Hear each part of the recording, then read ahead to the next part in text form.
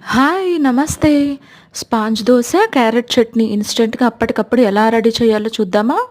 Taste కూడా చాలా బావుంటది. ముందుగా ఒక కప్‌తో అటుకులు తీసుకుందాం. దాంట్లోనే ఒక హాఫ్ కప్‌తో బొంబాయి రవ్వ తీసుకొని, అది కొంచెం సేపు నానబెట్టి మిక్సీ పట్టుకోవాలి.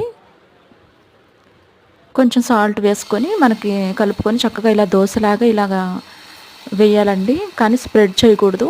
ఇలా వేసిన తర్వాత మనం మూత పెట్టేయాలి. బబుల్స్ ఒస్తాయి. తర్వాత ఒక 5 నిమిషాల తర్వాత ఇలా తీసేయాలి. ఇది మనం తిప్పకూడదండి. ఓన్లీ ఇంతే అండి. అయిపోయింది. స్పాంజ్ దోస చక్కగా సాఫ్ట్‌గా ఉంటది. ఇప్పుడు క్యారెట్ చట్నీ కోసం ఒక కప్‌తో క్యారెట్ ముక్కలు, కొంచెం ఒక నిమ్మకాయ సైజ్ అంత చింతపండు, కొంచెం కారం, నేను మసాలా కారం వాడతాను.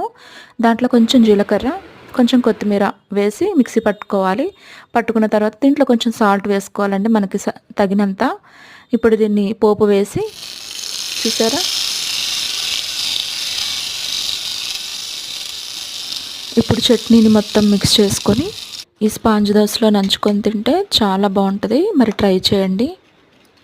మరి ఈరోజు నేను చేసిన ఈ బ్రేక్ఫాస్ట్ మీకు నచ్చిందా? నచ్చితే మన ఛానల్ని సబ్స్క్రైబ్ చేయండి, షేర్ చేయండి, లైక్ చేయండి. వెళ్ళొస్తా. బాయ్.